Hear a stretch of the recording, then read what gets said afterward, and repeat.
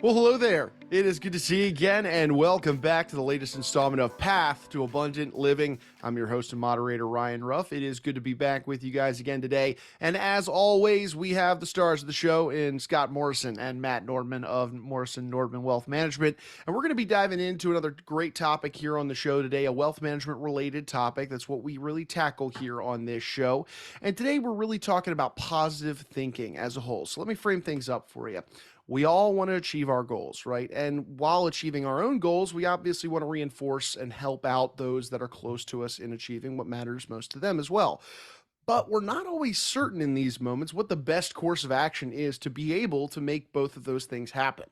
Well, today we're going to be examining this idea of positive thinking. And while, yes, positive thinking is tremendously helpful in our lives, it can also hold you back from achieving those goals if you're not augmenting or you're not reinforcing that positive thinking with a smart action plan along the way. So that's what the topic is today. That's what we're going to be unpacking. But first, let's go ahead and bring out Scott and Matt to get into it. Scott, Matt, it's good to see you guys this morning. How are you doing? Morning, Doing Ryan. well, Ryan. Good to see you, Scott. Morning. Always good to be with you guys. We're talking positive thinking today. You know, obviously, it's a concept most of us are very familiar with, right? We lean on positive thinking to maybe get us through some of those personal, professional challenges in our lives. Let's just start high level. Scott, what is your take really on just the power of positive thinking overall? Well, obviously, there's lots of advocates for the power of positive thinking, and they tell us if we just simply adjust our attitudes to be more upbeat, and visualize what we want most out of life, that we'll just naturally find ourselves moving toward those goals in a way that feels almost effortless. Which sounds great, of course, but what people often forget is that positive thinking isn't all that we need. It does make sense that positivity is better than negativity and helpful in many situations, but you may be surprised that there are circumstances where it can actually hinder your results or even reduce the probability of getting where you want to go. Yeah, and I believe most might view that as kind of a hot take, if you will, on the idea of positive thinking. So, Scott, why don't, or rather, Matt, why don't you dive into a little bit on kind of this downside of positive thinking that I don't think many people are too familiar with? Probably most aren't, Ryan. It's easy to see why that idea of the positive outlook, it's the key to getting what you want in life. That, quote unquote, attitude is everything. That holds a really big appeal. But because who wouldn't want to buy into that viewpoint that the easiest way to get on that path to huge success is simply envision yourself running down that path. Well, there is something to that theory. And, people with the overall positive emotions tend to have better outcomes like stronger relationships, higher marital satisfaction, higher income. But the problem comes when people take that positive thinking to an extreme that it actually holds them back. And when thinking positively becomes something more like thinking magically. And so there's some academic research and two examples that, students were asked to visualize themselves getting a good grade on an upcoming test. Well, they ended up studying less and got poorer grades than the students who weren't asked to visualize the outcome. And then the other one was students, would fantasize about getting their dream job. Well, they reported getting fewer job offers and earned lower salaries than those who didn't fantasize about such results as frequently. Yeah, man, that is a really interesting study. And Scott, I'd appreciate, could you double click further into this for us and highlight kind of what really this research is telling us in terms of what's going on in these different situations? Well, I don't know that anyone has determined with any certainty what factors are at work. However, it's possible that positive thinking alone can actually make you feel so good and so comfortable that it actually decreases our motivation to take action. So it's really important that we don't allow the positive thinking to just simply be daydreaming. And unfortunately, too many people have fallen into that trap of just assuming that positive thinking is all it takes and that there's not going to be any action required to get to that desired destination. So I'm hearing that positive thinking, while it is good, it's just not good enough. And on top of that, it can sometimes be a little bit of a trap if you let it. So let's move one step further then, fellas. If people are driven to succeed, they want to achieve what matters the most in life, what do they need to be doing then beyond just the positive thinking on the front? you touched on it in the open, Ryan, where you need to augment those good attitudes. And so one idea is to start with positive actions, which may boost our positive attitudes. And one theory that our actions can actually create or enhance our emotions. So in other words, we may smile because we're happy or frown because we're sad. But if we actively smile or frown, we may become happier or sadder. And that theory, it's been tested over the years. And there was a well-known experiment. People were told to make facial expressions that were angry, happy, sad, so on. And the participants reported happier feelings after they made themselves smile and angrier feelings when they clenched their jaws. So, if you act like you're feeling a certain way or act like a specific type of person, with different attributes or characteristics that you want to possess, you may actually move closer to having those feelings or adopting those traits. The key, Ryan, is it's not to imagine or daydream or focus on, quote unquote, adjusting your attitude, but you want to focus on taking positive action toward where you want to go or how you want to be. Absolutely, and I love this, Matt. But I think it's always helpful for our audience just to think in examples. Do you guys have maybe an example of what you just conveyed there in terms of just taking that positive action step forward? Well, it reminds me of a Harvard psychologist who assessed 8 different men on metrics such as dexterity, grip strength, flexibility, hearing, vision, cognition. She invited them to stay at a monastery, and the monastery was converted in such a way that all of the TVs, magazines, and so on were all from those times in those gentlemen's lives when they were much younger and healthier. So there were no mirrors in the room, and they were all they saw was photos of themselves when they were younger, and they were asked only to talk about subjects that they would have talked about had they been younger. So as you can probably anticipate, the results after 5 days were pretty amazing. The group showed a lot greater dexterity. They sat taller, their eyesight improved, and independent judges said they looked younger. So essentially, acting as if they were younger actually gave them some of the traits of their younger selves. That study, Scott, that's a really, really interesting one. But I would imagine overall, fellas, I mean, it takes a lot more than just simply smiling and acting younger to really reach your goals, especially those goals that are maybe specifically ambitious or difficult to achieve. What are your thoughts on taking a step further than really just smiling and trying to act young and surround yourself with that youthful energy, if you will? Yeah, all that stuff is fantastic, but the next and really most important step, you need to do the work. You need to do the work, and that work has to be focused and deliberate in order to be effective.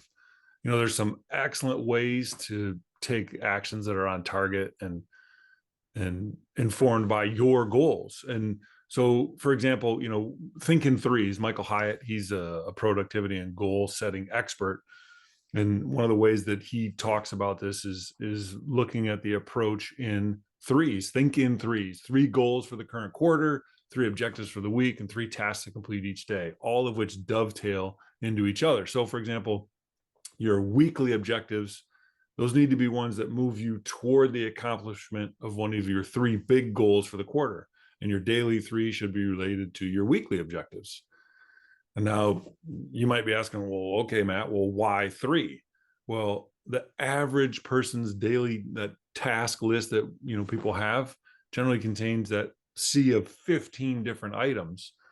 And I don't know if you're familiar with the Pareto principle, but it says that 20% of our effort drives 80% of our results. And so you can shrink that list to the 3 most crucial tasks and then look to outsource as many of those other tasks as possible, or maybe just simply cross them off the list. And so this simple 3-pack strategy is often one of the biggest factors in people's success. Yeah, no, I love it. It does take a nice approach at whittling down what can seem like a never-ending task list. I mean, I think we're all guilty of having those days where you feel like, oh my gosh, I'm going to drown in the things that I need to get done. So I love the idea of really honing in on three very big ones for, like you said, Matt, daily, weekly, quarterly.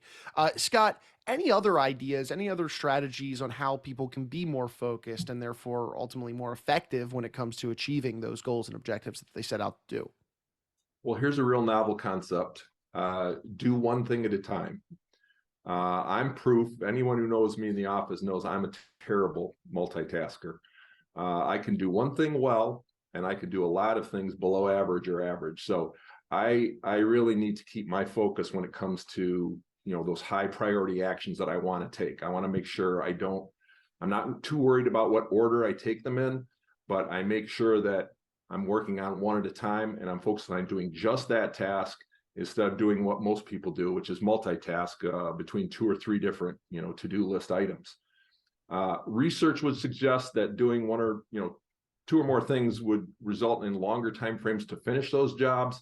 And that's because, multitasking isn't really multitasking as much as it is actually task switching. So where you're just kind of jumping back and forth from one task to the other and having to reorient your brain each time you go from one task to the next. So as you might expect, it's a highly inefficient way to get things done, and one that has a lot of ups and downs and has a lot more prevalent chance of making errors. So your best bet, start with a high priority task, stick with it, switch to another task, only, distract yourself when it's absolutely necessary. Try to make sure that you've made meaningful progress on the first task before moving to the next. If there's an opportunity to break from one to the other, maybe even consider using certain kind of tech tools like website blockers that will keep your focus from drifting. And then when you return once again to make big strides on those high priority tasks, return to it as soon as possible. As soon as that distraction is out of the way, get right back to what you were doing so that you can have a productive day. Yeah, that's a really important thing to mention, that idea of task switching. I mean, how many of us out there are guilty of that? Especially, I know, Scott and Matt, you guys are having conversations with your business owner clients who are probably trying to put out fires every day. It's so easy to task switch. So, kind of my final question before we bring this conversation home here, Matt, any advice on that idea of really just trying to stay on track throughout this progress? Because it's so easy to shift your attention over to this fire, the fire of the day, if you will. But any thoughts on just how to stay on track? Yeah, definitely. And you'd hit on it, whether it's the fire of the day or there's just so many things just coming at us constantly. And so you want to create systems for staying motivated and being accountable, and monitor your progress toward your goal or goals can do a lot toward attaining those goals. And like Scott was touching on, there's different tech tools and apps where it can help you monitor and track and record your progress, so you can take informed action toward those goals. You might want to consider including obstacles that got in your way which slows your progress, which helps provide context for those moments when you may get off track, which will help in turn help you stay more positive. One other thing is maybe consider joining a social or a professional group of members who are, like-minded in pursuing, these big meaningful goals. There are mastermind groups that bring people together that are like-minded who are driven to succeed. And so by surrounding yourself with these people and then reporting your progress to each other, you can create this sense of accountability and this positive, this quote unquote social pressure that can help keep you pushing yourself forward and doing what you say you're going to do. Even a small group of friends, peers, coworkers, we're all kind of aiming at those similar goals. That can be enough to keep you engaged in your mission to achieve what it is that you're trying to achieve. Yeah, I love that, Matt. Accountability, man. So important when we're trying to go through goal setting, especially those lofty ones. I mean, just to have that level of accountability, that's surrounding yourself with those professionals or that network that can push you to do it. Really, really good stuff. Guys, we covered a lot today in terms of this idea of leveraging positive thinking, maybe not entirely leaning on it to be able to achieve your goals. I know these types of conversations, while they're not directly wealth management related conversations, they are ones that you guys have with your client base regularly as their advisors, as their trusted advisors. So, for anybody out there in our audience that's hearing today's conversation, they're realizing, man, there is more that I could be doing when it comes to trying to really achieve what matters most to me, my business, my life. And maybe they need that group of accountability. Maybe they want to vet some of the challenges that they have ahead of them with a trusted advisor like yourselves. What would be the best way somebody could get in touch with you guys to just open up a dialogue? Sure, Ryan. The best way is to pick up the phone, call 517-333-7967, or go to our website, morrisonnordman.com, and we can begin that conversation. It's those who know me, and Scott would say he had talked about, when he gets singularly focused, man, he is a machine. And I tend to have that much more positive attitude, and that's why we found we work really well together, and having that focused approach on, okay, what is it that we want to achieve? Have that positive attitude, but you got to put the work in to get there. Sure, sure. All right. Well, thank you guys. Look, I appreciate you carving some time out of your day. We'll let you get back to your clients and serving them. I know that's what you guys do best. But look, another great topic, another great show. Excited to be back with you guys on the next one and share some value for our audience out there. Thanks, Ryan. Have a great day. Thanks, Ryan. Have a great day. All right, appreciate it, guys. And hey, look, we want to take one final moment, as always, and thank you out there, our audience, for stopping by and being with us on the show here today. If you enjoyed today's conversation surrounding positive thinking, maybe you learned a thing or two, be sure to subscribe to the show, whichever platform you checked us out on today. That way you never miss out on beneficial conversations like these, where Scott, Matt, and I, we unpack these different, thought leadership or wealth management related topics, that can add value to you, your family, your business, your life overall. So by subscribing to those shows, you'll never miss out on a future episode. For Scott, for Matt, I'm Ryan. We're going to go ahead and say so long today, but we appreciate you stopping by once again and being with us on Path to Abundant Living.